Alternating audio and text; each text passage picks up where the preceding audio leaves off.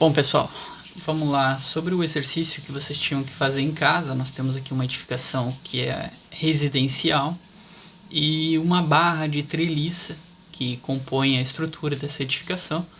Lembrando que esse tipo de exercício, como nós já havíamos comentado em sala, ele é só para efeitos didáticos, né? Finalidade didática, porque esse tipo de combinação, a combinação de esforços, ela só seria válida onde é aplicável o princípio da superposição dos efeitos. Isto é como se nós fizéssemos uma análise separada para cada tipo de força, retira o esforço gerado naquela barra que é do nosso interesse, depois refaz a análise com outro tipo de força, pega o esforço, e depois nós vamos pegar esses esforços separados e combinar eles com as combinações de carga para estado limite último de serviço. Então só é válido onde é válida o princípio de superposição dos efeitos ou numa análise linear elástica, né?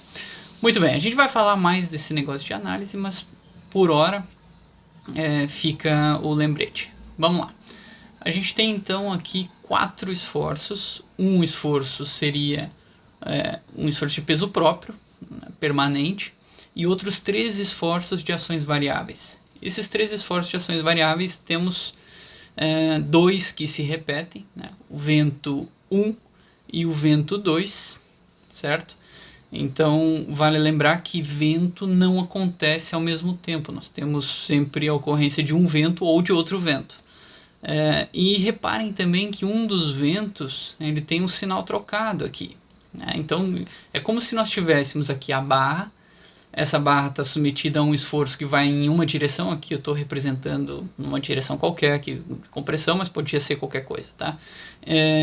Então nós temos uma ação que é positiva, outra ação que é positiva, uma de peso próprio, outra ação de vento, ou melhor, outra ação de acidental, outra ação de vento, e de repente surge uma outra ação que é na direção oposta, certo? Então é preciso levar isso em consideração. Muito bem, então nós temos que fazer a combinação desses 4 esforços segundo as regras para estado limite último. Onde a gente separa então as ações permanentes vezes os respectivos coeficientes, escolhe uma ação principal, uma por vez, dentre as variáveis, né, e depois a segunda ou as segundas variáveis aí entram como ações secundárias nesse outro somatório. Bom, nós temos aí 3 ações variáveis, mas não são exatamente 3 combinações nesse caso, porque nós temos 2 ventos que não se combinam entre si. Então, o que nós temos aqui é basicamente uma combinação onde nós vamos escolher um vento como ação principal, e aí a ação de uso e ocupação evidentemente fica secundária, tá? Não aparece aqui na tela, mas obviamente ela fica como secundária. Vamos colocar o outro vento como ação principal, numa outra combinação, e a mesma ação de uso e ocupação continua como secundária. Depois nós trocamos de posição. A ação de uso e ocupação vem como sendo principal, e um dos ventos vai para secundária, e depois só repete a mesma combinação com um outro vento como ação secundária. Tá? Então, no total, nós temos 4 combinações de carga. Pois bem, a primeira combinação, então, onde nós temos o vento 1 como principal, nós vamos começar pelo peso próprio. A ação permanente aqui, ela é de peso próprio de estruturas metálicas. Nós vamos lá na tabela de pesos próprios e pegamos lá o valor 1,25 do coeficiente gama para a estrutura metálica. Muito bem, colocamos 1,25 vezes 1. A ação variável principal aqui é o vento V1, que tem valor de 1,5 kN. Nós vamos lá na tabela de coeficientes gama de ações variáveis. No caso de ação de vento, nós temos coeficiente gama 1,4. Ok, pegamos esse 1,4, que vai multiplicar 1,5. E sobra como ação secundária a carga acidental. Né? Lembrando que o vento não pode entrar aqui, o vento V2, porque não se mistura com o vento V1.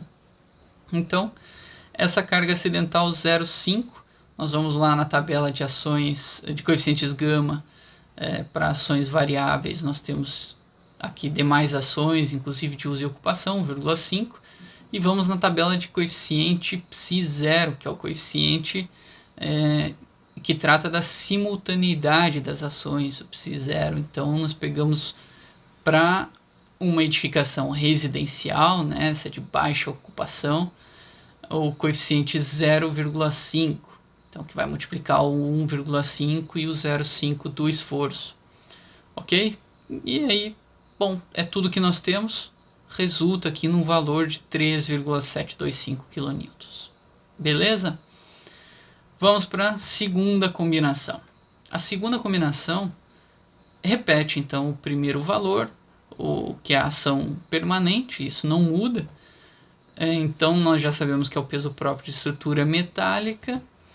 E vamos colocar o vento 2 como ação principal. O vento, como nós já vimos, tem coeficiente gama 1,4. Contudo, nós vemos aqui também que a ação principal agora tem um valor com sinal negativo.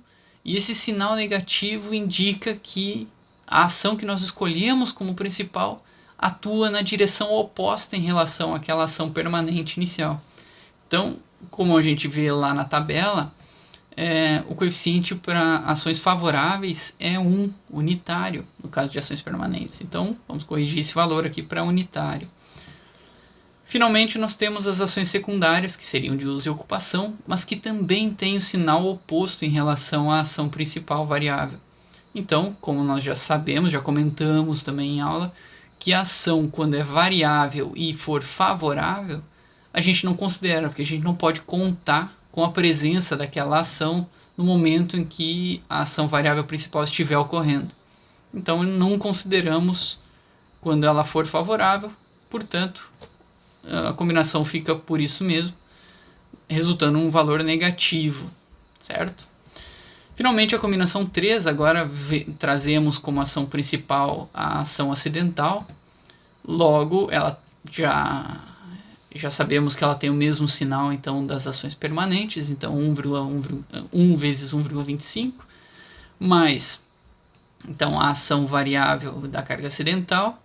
Vamos lá na tabela buscar o 1,5, que é o coeficiente gama de ações acidentais, então 0,5 vezes 1,5, mais a ação secundária aqui, que é o V1, que tem o mesmo sinal, observem, né, da ação variável principal. Então pego lá 1,5 vezes a coeficiente gama de ação do vento e coeficiente psi0 de pressão dinâmica do vento nas estruturas em geral, 0,6, ok?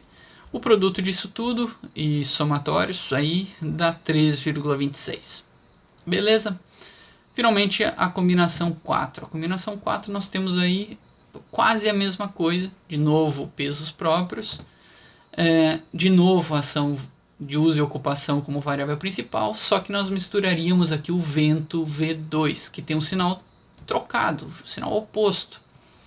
Como vocês bem sabem, quando a ação secundária ou ação variável ela age favoravelmente, nós não consideramos. Então resulta igual a combinação 3, só que sem o terceiro termo, portanto, obviamente menos crítico, né? Um valor aqui de 2 kN.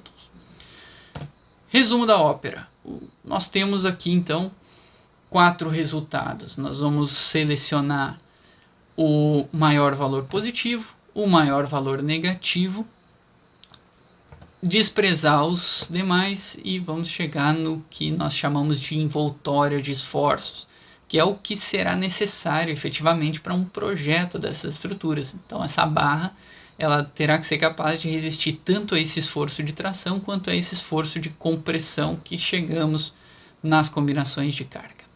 Bom, pessoal, o que esse exercício mostra é basicamente isso, uma combinação de variáveis que podem ser favoráveis ou desfavoráveis entre si.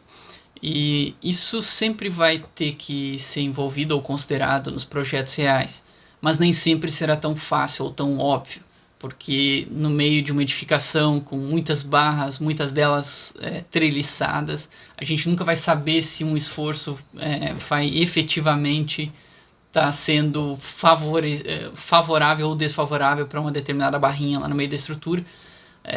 Às vezes isso não é tão intuitivo. Então, via de regra, o que os programas de dimensionamento ou vocês vão programar nas análises de vocês?